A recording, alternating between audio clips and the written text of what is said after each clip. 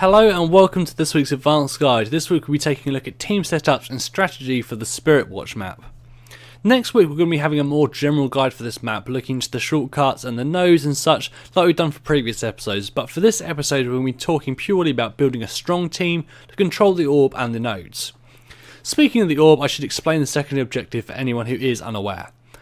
On Spirit Watch there's an orb that spawns in the centre of the map. If you take this orb to a control point you score extra points. 30 points if you take it to one you own, and 15 points in an instant neutralisation if you take it to one the enemy owns. It respawns 10 seconds after it's been scored. For this show we will be taking the perspective of the red team. For the blue team you simply mirror the tactics over. Basic setup something like this. First up you have your orb runner. I covered a build for this a number of weeks ago, but the Elementalist is probably one of the strongest carriers.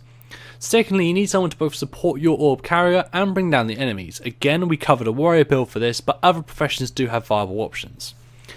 Next up, you need someone to cap your near side point, the wolf. This player can also assist in supporting the orb runner as they get close to it.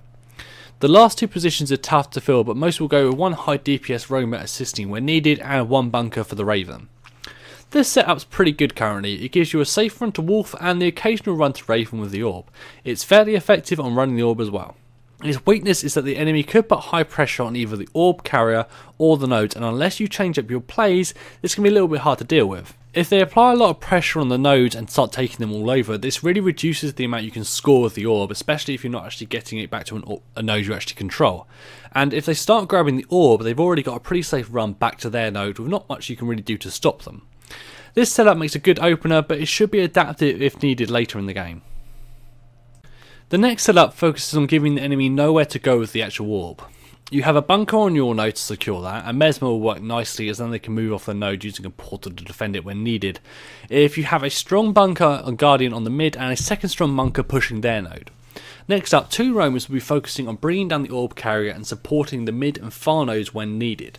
One with high CC and reasonable damage and the other packing a lot of damage. The intention with this build is to hold your back and middle node for the whole game and apply a lot of pressure to the enemy orb carrier and their support. You can also neutralise the enemy node as often as possible, and this massively reduces what they can score while orb running, while you're actually safely building up points from your two nodes. This build works great on teams that are really focused on running that orb.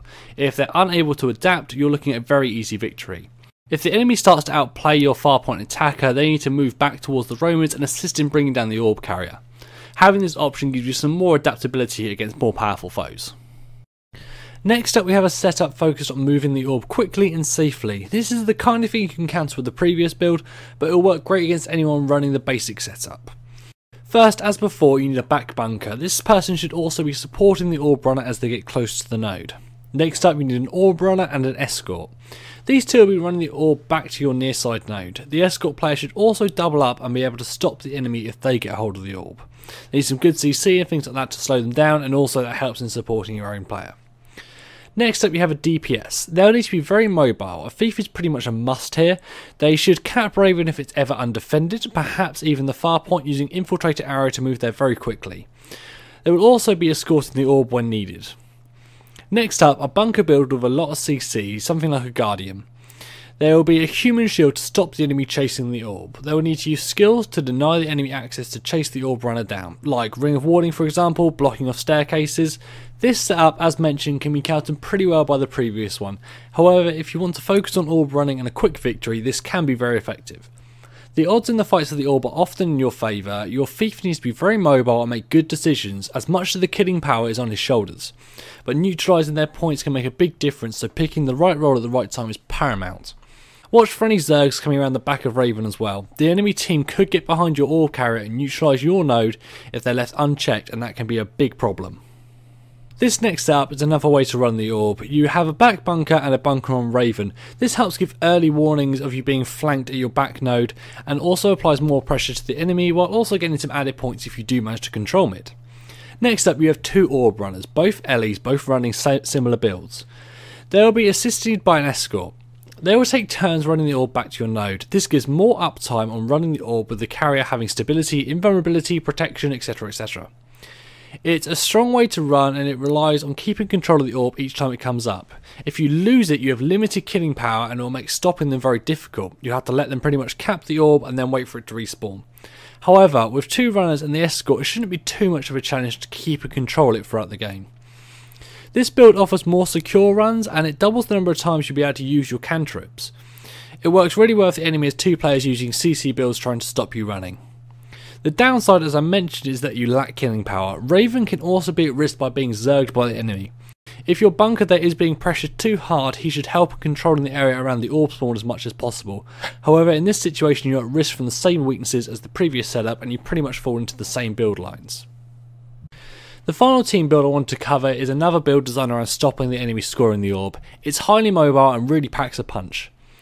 You have a back point defender who holds that point no matter what. You need the constant income of points to have any hope of victory. Next up you have 4 roamers. They'll be doing all kinds of things such as stopping the orb runner, running the orb back when the time is right, controlling and capping points, skirmishing, ganking, all that kind of thing. This setup offers a lot of mobility and freedom. The roamers are able to do a lot and zerg a node fast if the opportunity arises. The pros to this build is that it's possible to react to many different setups that the enemy might use, but it's also difficult to counter.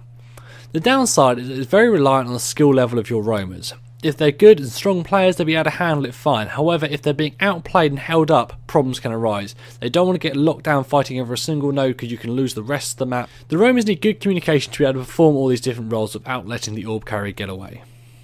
So these are just a few of the setups and strategies I've seen used on the map since it's gone live, but if you've got any more that I've missed, why not leave a comment below. See you all soon.